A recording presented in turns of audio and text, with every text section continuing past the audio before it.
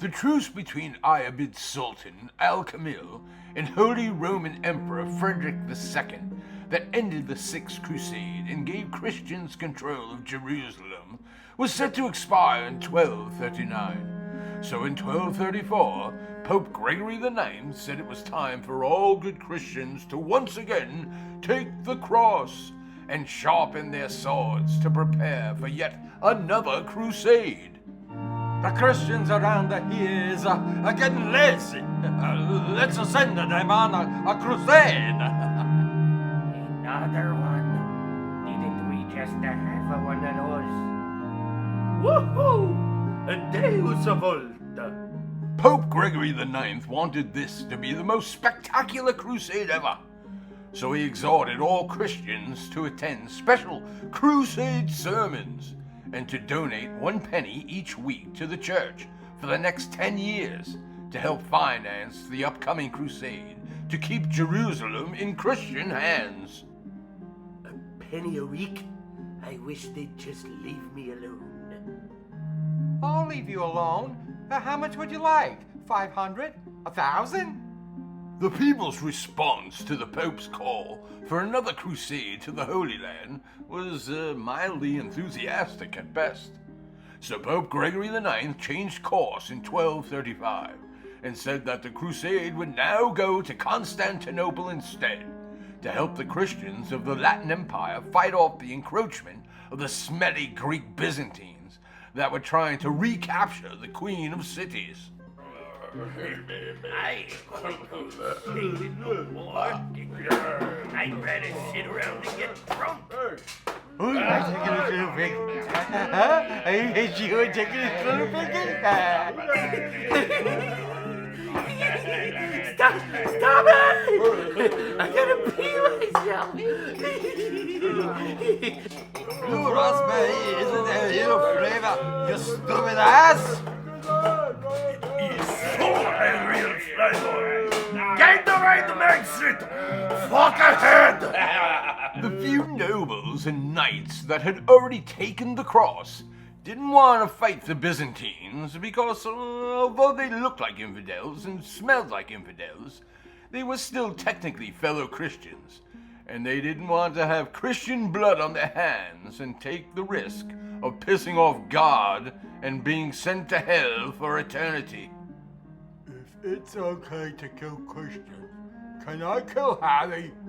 He farted in my chocolate milk. Yeah?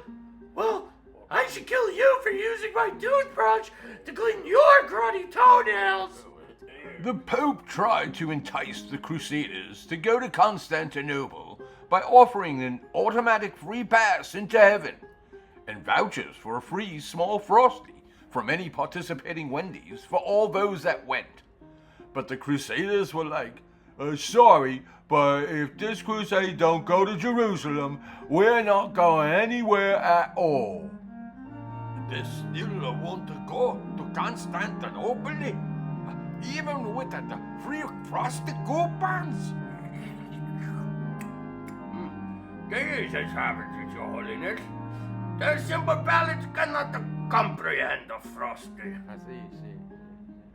As the deadline for the truce approached in 1239, an impressive group of nobles, such as Hugh the Fourth of Burgundy, Amaury the Sixth of Montfort, Robert de Courtenay, Peter of Brittany, Count Henry of Bar, Count Chocula of General Mills, and Jean Chandler, the Duke of Earl, all began to gather in Navarre to begin their crusade to the Holy Land. Who's the black guy with the top hat and the monocle? Who, me? Why, I'm the Duke of Earl. We should kill that pink clear Frankenberry. I think he is an infidel. The barons chose Theobald I of Champagne, the King of Navarre and beer-drinking champion of Epernay, to be the leader of the crusade, which was kind of odd because he was quite the dandy and knew more about writing bad erotic poetry and cheesy love songs than he did about drawing up battle plans and military intelligence. Bien, seize the day. Gather ye rosebuds with yeast in May. But despite his wimpy exterior, Theobald could be a nasty, mean prick too. For example, just 5 weeks before he left to go on the Crusade, he ordered 180 people that were suspected of being heretics to be burned alive at the stake, and held a big watch party in the town square, and made s'mores for the local peasant children. Is it not enough for you? Stupid heretics! I'm not a heretic. My mom sent me here because I won't eat my broccoli at dinner. The Crusaders didn't want to piss off Pope Gregory IX, who was still fighting with Holy Roman Emperor Frederick II. So they decided to depart from Marseille instead of Fred's turf in Sicily, as they originally planned. And lo, in the year of our Lord 1239, the Crusaders set sail for the Holy Land with a host of about 15,000 tough fighting men. No, we can't sing row, row, row the boat until you mooks learn your 4-part harmony. The Crusaders landed at Acre in September 1239, but sat around idly for about 2 months waiting for Theobald, as he spent all his time either going on Holy Land sightseeing bus tours, or writing what he considered to be an epic love poem, which it was not, to his wife back home in Navarre. Front to back and back to front. I love the taste of your hairy cunt, sire. That's one of the most romantic poems I has ever heard. After much dithering, Theobald was finally ready to rock by November 1239, but there really wasn't enough Crusaders to battle the infidels head-to-head. So he led the troops on a march down to Ashkelon to begin an urban renewal project to rebuild all the city's fortifications that Saladin had demolished many, many moons ago. How hard can it be to build a castle? This says a 9-year-old could do it. But these Crusaders didn't come here to be stonemasons. They wanted action. Peter I of Brittany and his troops split off from the main group to set up an ambush on a Muslim caravan that was heading to Damascus, and totally surprised the poor bastards, killing hundreds and enslaving hundreds more, and stealing all their goods. I call dibs on any clean underwear we get during the ambush. Hey, that's no fair. I need clean underwear. I got swamp ass. After Peter of Brittany's successful caravan raid, a bunch of the other Crusaders got jealous and wanted to conduct a raid of their own so they could steal stuff too. So a group of about 1,500 greedy bastards, led by Henry of Bar, Amaury of Montfort, and Hugh of Burgundy, took off on their own, despite the protests of Theobald and the other leaders. Fuck the diplomacy. We came here to kill people. Deus Vult! The greedy rogue Crusaders rode all through the night and reached Gaza the next morning, and found themselves face to face with a huge Egyptian fighting force that easily entrapped the Crusaders in a flat area surrounded by sand dunes, as they began to fire ceaseless volleys of arrows that struck down hundreds of Crusaders in an instant. I flies like an arrow, but fruit flies like a banana. The Crusaders clambered into a deep crevice between 2 sand dunes for their own safety and to prevent the infidel cavalry from making a full charge.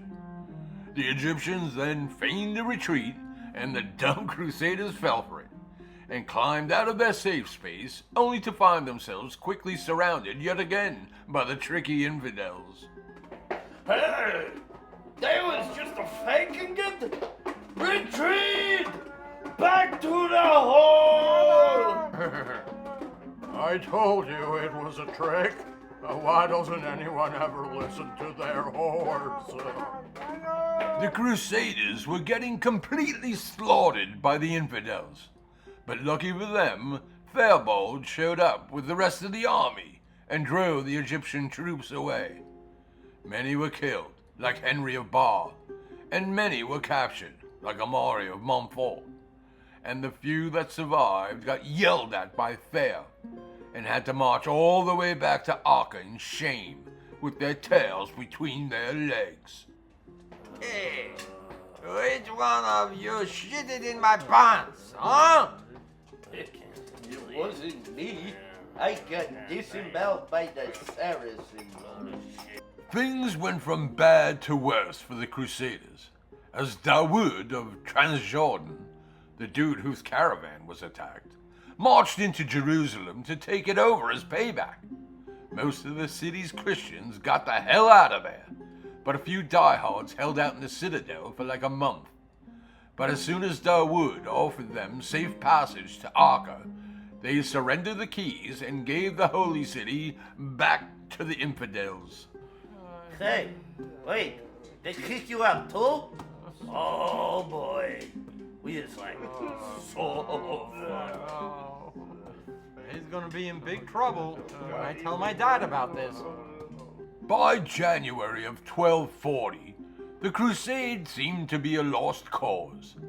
But then the Crusaders' luck changed for the better, when the Ayyubid faction in Damascus, led by the rebel Ishmael, began a civil war against Dawood and the Ayyubid rulers of Egypt to gain their freedom and independence. Hey, what were you supposed to be putting those at? Buddy? If I die out here, tell your wife I love her. Okay, Ahmed? Wait, Well now, this is getting pretty crazy, right? Thousands of Christian crusaders marching to the Holy Land to keep Jerusalem out of the infidels' hands and remain in Christian control. Then losing it, then getting it back again. Honestly, what could possibly go wrong? Hope you enjoyed part 1 of Holy Crap, the Baron's Crusade. Be sure to check out part 2 to see how this wacky episode of history pans out. All I can tell you is, hang on to your bar Buddha.